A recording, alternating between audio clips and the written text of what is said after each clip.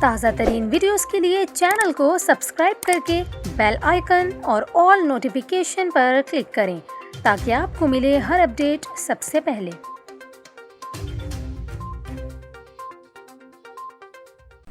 اور ابھی آپ کو خبر دیں اسلام آباد سے، جہاں پاکستان میڈیکل کمیشن کے سامنے NLE کے امتحان کے خلاف احتجاج کرنے والے ینگ ڈاکٹرز کے خلاف پولیس نے ایکشن لیا ہے۔ آنسو گیس کا استعمال کیا جا رہا ہے۔